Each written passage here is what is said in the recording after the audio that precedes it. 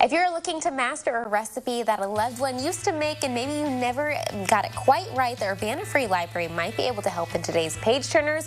Here to share about their archives local cookbook collection is Sarah Bennett. Sarah, glad to have you here with us today. Hi, thanks. Okay, this is so fun. I love looking through like old cookbooks because they're like the one thing that transcend time. You still can try to make them. You can still attempt the recipe, and you have brought some ones here today that definitely, maybe had to brush off some dust too. Tell me a little bit about what you brought here.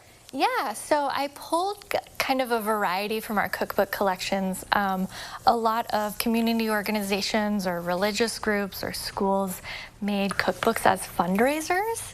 And we have a ton. We've got one from the Champaign-Urbana Women's Bowling Association, the Symphony, and then this one I couldn't leave in the library, Cooking with Librarians. Oh my gosh. I love it. And of course I have one next to me that I'm particularly excited about.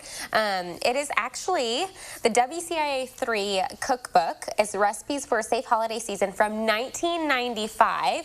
And it has some familiar faces in here, including Miss Jennifer Roscoe and Judy Frazier. So if you want recipes from our friends from way back in 1995, they have some here. I'm sure they'd have some updated ones that they'd love to share as well. For sure. But there are definitely, Judy Frazier, I think, kicks it off, and she's one of the first in here, which this is why this is so fun, is because you can just look through these, see the faces of some familiar faces from then and now, and make some of these. So Judy Frazier has toffee squares, which seem extremely easy to make and to sound absolutely delicious, but this is just a glimpse of what people might be able to find in some of these cookbooks. This one too is pretty interesting. Tell me about this one. So that one is a collection of recipes found in early Champaign County and settler diaries. Oh my gosh. So it includes information about the residents and kind of some anecdotal stories about them, and then what they were making. So there's berry wine, a lot of breads and biscuits, and a really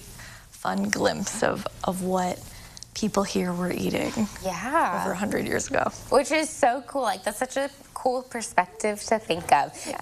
Kind of going through some of these, I know yesterday you took some time to just like read through these. Are there any that stood out to you? Well, I really love in this Jewish cookbook, so we've got 2 challah recipes. One is easy, and it says don't worry about braiding the dough. You can just cook it like a regular loaf of bread. And then Ricky's famous challah is, you can tell the recipe is a lot longer. There's a lot more instructions. He earned his fame, including specific instructions on how to braid it. That's like a true diagram in there. So how can people get their hands on some of these if they're thinking, okay, I just have to check out what our early friends, settlers here in Champaign were making, or our friends from Channel 3 in 1995. How can people get their hands on these? Just come on in and visit the Champaign County Historical Archives in the Urbana Library, and you can view any of these and many more. Awesome. That's so fun. That would definitely be an afternoon well spent to just go through and enjoy some of these recipes, make some grocery lists out of them, and give them a go. Now, this is all kind of pointing towards a little event you're having. Tell me about what's going on. Yeah, so on August 10th, we're having Catherine Lambrecht, who is a pie expert, give a talk about the history of Illinois pies.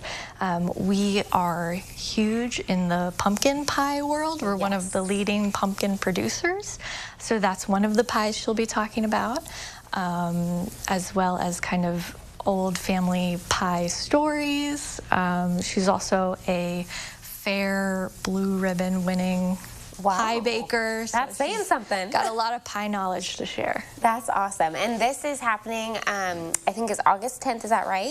August 10th at 7 p.m. Okay, and do people need tickets or anything to be able to attend? Nope, you don't need to register. Okay, awesome. So come enjoy, learn all about the history of some cool pies from someone who knows them well, and also definitely going to inspire people to want to come and pick up kind of a historical cookbook here. And I'm sure people have these in their homes too, just love like family heirlooms, which is fun. So we're just expanding that interest.